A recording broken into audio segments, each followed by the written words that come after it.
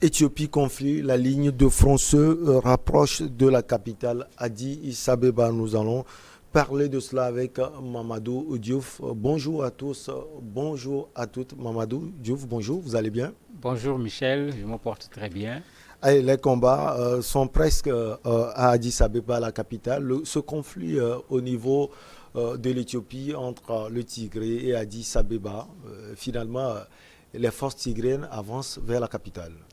Oui, le constat, il est là, il est clair. Depuis un temps, c'était, si on se rappelle bien, la fameuse déclaration du Premier ministre que personne n'avait compris. Il avait décidé d'un cessez-le-feu unilatéral alors qu'il y avait encore des combats au niveau du Tigré lui-même. Personne n'avait compris. Certains analystes avaient commencé à dire à l'époque, il ne faut pas oublier que lors de l'offensive de l'armée éthiopienne, les Tigréens n'ont pas véritablement apporté la résistance qu'on leur connaissait. Tout le monde se posait la question comment l'armée a pu prendre le Tigré de façon aussi facile, alors que les Tigréens, c'est des gens qui sont aguerris, aussi bien d'un point de vue historique par rapport à la guerre, qu'aujourd'hui, n'oublions pas qu'ils ont fait tomber Mengistu Haile Mariam au niveau de l'Éthiopie. Ouais. Et c'était par le même processus. Donc tout le monde s'était dit qu'est-ce qui s'est passé.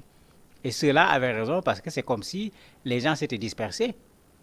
Ils ont pris le temps de se réorganiser et effectivement, actuellement, la ligne de front bouge en allant vers la capitale, Addis Abeba. C'est plutôt l'armée éthiopienne qui est en train de reculer.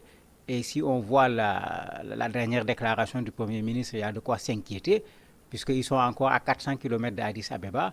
Mais lui, il demande déjà aux populations d'Addis Abeba de s'organiser au niveau des quartiers pour résister et défendre leur quartier, ce qui veut dire qu'il a peut-être une information claire sur le fait que les gens vont faire cap sur la capitale. On parle de Wolo, comme vous l'avez dit, 400 km presque de Addis Abeba, la capitale. Alors, le Premier ministre qui dit aux populations de résister, comment la résistance sera faite selon vous, Mamadou Diouf? Mais ça va être extrêmement compliqué. J'ai dit tout à l'heure que les Tigréens sont des soldats aguerris. Comment demander à des citoyens ordinaires de se lever du jour au lendemain? On va faire ce qu'on voit d'habitude, on va leur faire un entraînement militaire de 10 jours, de 2 semaines. On va leur demander de défendre leur quartier, de défendre la capitale. Ce n'est pas ces gens qui vont empêcher à des Tigréens qui avaient vaincu l'armée éthiopienne, qui est en train de vaincre progressivement l'armée éthiopienne. Ce n'est pas les populations civiles qui vont pouvoir tenir devant ces gens-là. C'est le contraire, il faut éviter de distribuer les armes parce que quand l'armée nationale avait fait son offensive, une des craintes des analystes, une des craintes des Nations Unies, une des craintes de l'Union africaine, c'était qu'on se retrouve encore dans une situation de guerre civile. C'est que l'Éthiopie avait déjà connu, mais cette guerre qu'on pensait venir immédiatement n'est pas venue immédiatement. Il y a eu quelques mois, mais c'est cette guerre qui est en train de venir aujourd'hui. Parce que les Tigréens sont soutenus par certains parmi les Oromos qui ont manifesté plusieurs fois Oui, oui. contre le régime du Premier ministre. Et ça ramène encore ces questions d'appartenance, d'alliance entre des groupes, ce qui fait que si les Tigréens parvenaient même à prendre la capitale, ça ne sera pas du tout la fin de la guerre, puisque leurs adversaires risqueraient d'être tentés de faire également comme eux pour reprendre le pouvoir. Et ça, l'Éthiopie n'en a pas besoin, l'Afrique n'en a pas besoin. Les forces tigréennes aguerries, comme vous l'avez dit, il y a sûrement une puissance africaine ou une puissance derrière ces forces. On sait déjà que les Tigréens avaient dirigé ce pays plus de 30 ans. On sait que voilà, ils ont également des moyens, mais leur force se limite à tout ça là, Mamadou Diouf. Ben, c'est la question que tout le monde se pose. Ce qui est sûr, le pouvoir en place les accuse d'être soutenus par des étrangers. Ils n'ont pas précisé quels étrangers. Mais sur place, ce que les observateurs ont vu comme soldats étrangers, c'est plutôt des soldats érythréens qui soutiennent le pouvoir d'Abiy Ahmed. Les étrangers qui soutiennent les Tigréens, pour le moment, on n'a pas encore été édifié pour pouvoir dire que c'est tel ou c'est tel autre groupe, alors que ce qu'on voit pour le moment, c'est des Tigréens qui sont sur le terrain en train de se battre.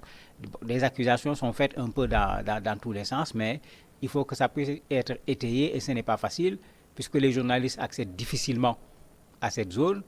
les réseaux de communication sont coupés par le gouvernement depuis fort longtemps. Donc, avoir la bonne information n'est pas chose aisée au niveau de l'espace où se déroulent les combats. Au début de cette crise, Mamadou, on avait accusé Addis Abeba de crimes. Est-ce que cette position est toujours là? Ben, elle est toujours là, puisque au départ, l'armée nationale avait le vent en poupe. Il y a eu vraiment des massacres, puisqu'au départ, le gouvernement avait démenti, mais après, les gens se sont organisés pour aller sur le terrain. Quand les populations ont fui pour aller se réfugier au niveau du Soudan, ces populations ont été interrogées. On a finalement découvert des fausses communes, mais les crimes étaient faits dans les deux sens, aussi bien de la part des Tigréens que de la part du gouvernement lui-même. Et les Nations Unies avaient tiré la sonnette d'alarme et dénoncé cela. Ça avait amené même un certain nombre de pays qui avait commencé à aider l'Éthiopie. Parce que l'Éthiopie avait fait un pas important quand Abiy Ahmed a réussi à éteindre cette fausse guerre, situation de guerre ou de non-guerre avec l'Érythrée, qui lui avait valu d'ailleurs même le prix Nobel de la paix. Mais ça a fait que beaucoup de personnes avaient accepté de venir investir en Éthiopie. L'aide internationale était là. Aujourd'hui, c'est le contraire. Les Américains ont dit qu'ils vont les faire sortir de Agowa, ils ne vont plus en profiter à cause de ces questions de droits de l'homme, à cause de la guerre, etc. Les Nations Unies et d'autres organisations internationales également condamnent actuellement le gouvernement pour n'avoir pas écouté les gens pendant que les gens disaient il faut négocier. Le Premier ministre voulait aller en guerre, il avait les armes avec lui, mais comme on dit d'habitude, on sait quand la guerre commence, mais on ne sait pas quand ça finit. Abiy Ahmed, on peut le dire, un prix Nobel devenu un guerrier. Ben, il est devenu chef de guerre de fait, puisque rappelez-vous que même quand la première partie de cette guerre a commencé, quand l'armée éthiopienne est venue chasser pratiquement les Tigréens de leur zone, il y en avait qui avaient déjà dit qu'on lui retire le prix Nobel de la paix parce qu'il a réussi à faire la paix avec son voisin, avec qui il y a eu une guerre pendant une très longue période. Et maintenant, il est en train d'être en guerre à l'intérieur de son propre pays. Certains avaient dénoncé en disant non, il faut lui retirer le prix Nobel de la paix à l'époque. Et malheureusement, aujourd'hui, effectivement, le Premier ministre qui dirige ce pays en guerre, il est titulaire du prix Nobel de la paix, ce qui semble être un paradoxe. Alors, qu'est-ce qui peut être aujourd'hui, Mamadou Diouf, l'aiguillon pour ces rebelles tigriens? Et où se trouve aujourd'hui la force du premier Abiy Ahmed? Ben, Abiy Ahmed, sa force a été réduite parce que son second mandat, il l'a eu dans des conditions difficiles. Il y a eu beaucoup de contestations également des populations de l'Éthiopie, y compris des populations appartenant au même groupe que lui.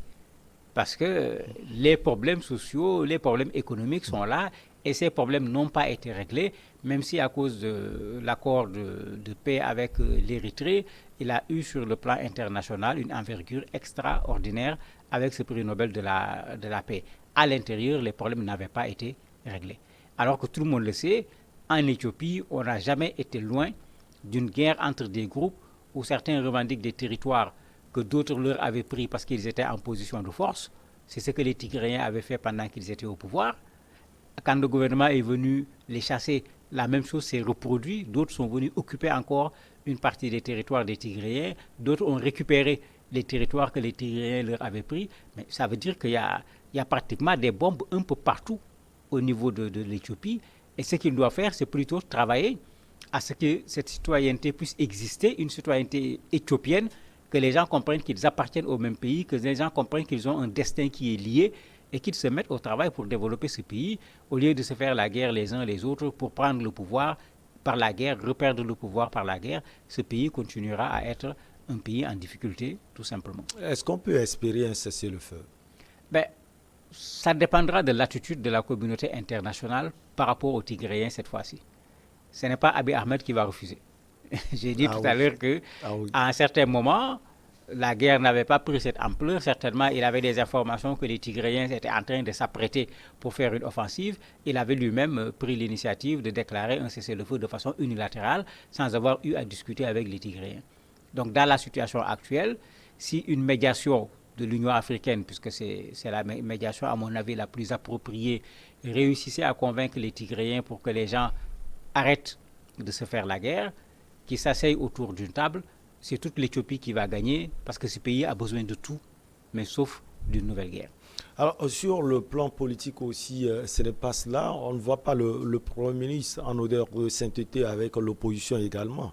Quelle sera la position justement de cette opposition? Ben, c'est tout le problème. C'est pourquoi je disais que la guerre arrive à un moment où, quand il a eu son second mandat, il ne l'a pas eu dans des conditions faciles. Il y avait beaucoup de contestations, pas seulement d'un point de vue politique, mais d'un point de vue social. Parce que les populations également manifestaient, contestaient un certain nombre de choses, y compris les Oromo, alors que lui, il fait partie de ce groupe-là, alors que ceux-là l'avaient soutenu à un certain moment. Les Tigréens également, pas le TPLF qui prend les armes, les Tigréens également se plaignaient en disant que quand Abiy Ahmed est venu, il y a eu une sorte de chasse aux sorcières contre les Tigréens qui se retrouvaient dans des postes de responsabilité, etc. Donc il y a tout un ensemble de choses qui font que son arrivée avait créé un certain espoir, mais très rapidement, certains même de ses soutiens ont commencé à se retourner contre lui. De sorte que son second mandat, comme j'ai dit, il l'a obtenu dans des conditions extrêmement difficiles. Et ce n'est pas ceux-là qui risquent aujourd'hui de le soutenir quand lui, il est en situation de difficulté. C'est pourquoi il faut un sursaut.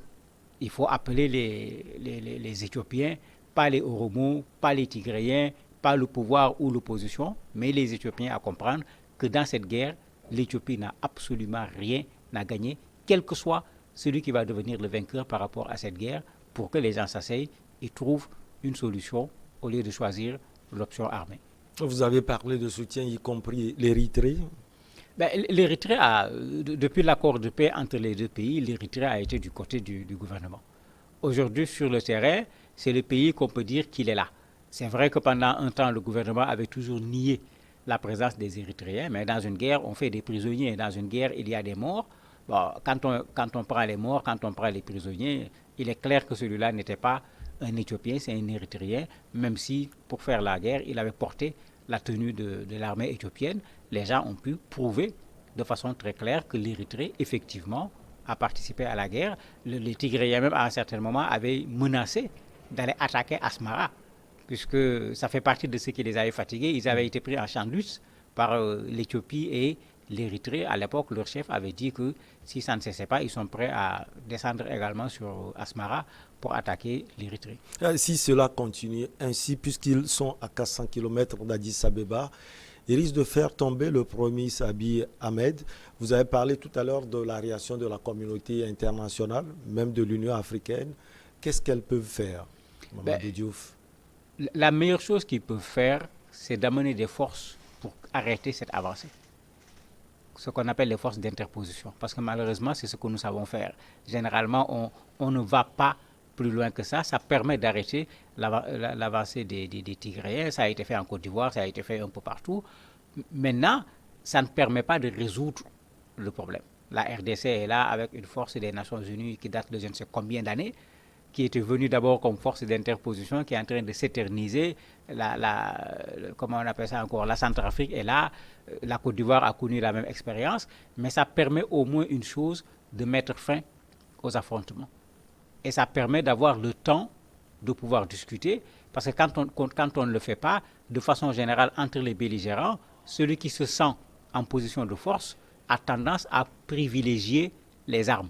C'est celui qui se sent en position de faiblesse qui aura tendance à vouloir d'un cessez-le-feu et d'une discussion. Et c'est comme si aujourd'hui, les armes sont plutôt, d'un point de vue privilège, du côté des Tigréens. Merci beaucoup à vous, Mamadou Diouf. On marque une petite pause et on reçoit l'invité du jour.